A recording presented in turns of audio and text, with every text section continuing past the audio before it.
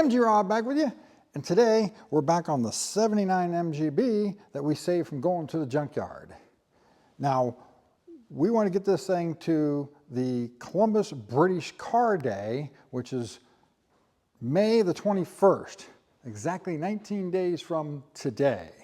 Now, that is the only British car show we have in the Columbus area all year long, so we want to get there. So we need to get moving to get this thing up and running and get some interior in it. So let's get going. All right, so I've been in here starting to tear some more stuff apart. Got all of our cooling hoses off, belt. Went ahead and took the water pump pulley off. I'm going to repaint that because the paint was just flaking off of it. And somebody had been in here painting all of this stuff before and they didn't prep it really well. Got the master cylinder off, and we know since this thing's been sitting empty for many years that it's no sense trying to reuse it. It's not going to be any good. Now, this thing had leaked a lot of brake fluid around here, and all of this is messed up, which is fairly common. But in our case, we would love to be able to clean this up and repaint this, but we just simply don't have the time to mess with that right now. So that's stuff is going to have to come later. Just like where he's got all of these stuff covering, all the spiral wound stuff covering all that stuff. We may or may not keep that, but for now it's staying because we don't have time to screw with it. As you can see, I've already started doing the SU conversion to it. Got the manifold in place already, and the vacuum check valve for the booster, you just take one of these right out of the single carb manifold and it'll go right in this back port of the later version of the SU manifolds. But what usually happens, which is the case here, is usually the end of this stuff is hardened and cracking. You can't get them to go up over this, so we're gonna have to put a new piece of hose on here too. So interior strip down is continuing. We got the seat belts out of it, the rest of the carpet, we're getting some of the glue scraped off and all that stuff. But we've got some of the materials are already here for doing the interior, and some of them aren't.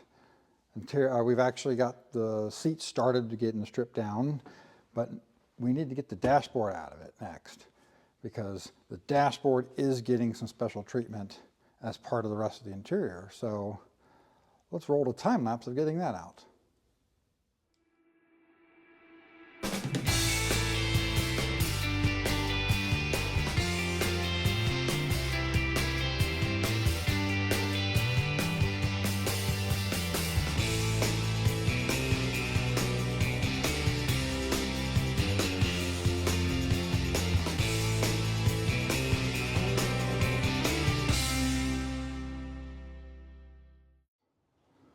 Well, we got it out now.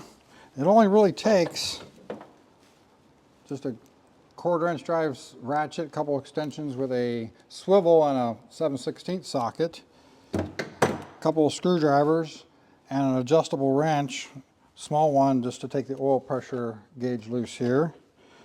Now, to take the glove box out, it's nice if you have either a super stubby Phillips screwdriver, or you can do something like this, like I got here, which is just a 1/4" drive ratchet with a driver bit in it.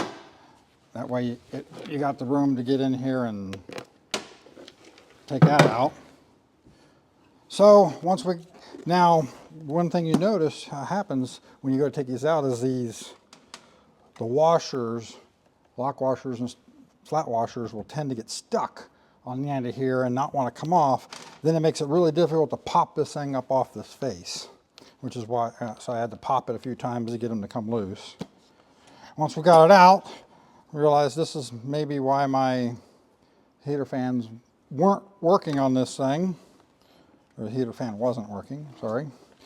The other thing is this thing's had a cover put on it, and this cover is cracked, so it'll be interesting to see what is actually underneath this, because this is all getting redone, but it's not going to be stock.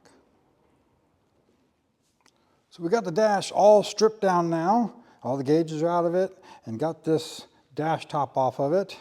Now I will have to say, the silicone that they give you with this dash top holds on a whole lot better than you might think it does. We had to take this stuff off in small little pieces, and it ended up taking quite a bit of the covering off with it. Before, it looked like before this was the only real area that was bad, and now all this came off. But the interior lady says that's no problem, she can deal with it. So we'll let her have this thing, let her do her thing, and see what it comes back looking like.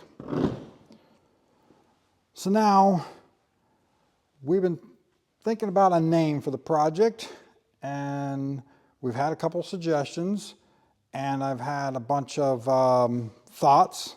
Nothing has sounded really good and popped out to us except for one. We had a suggestion of calling it the Phoenix because of course, bringing it back from potentially going to the junkyard.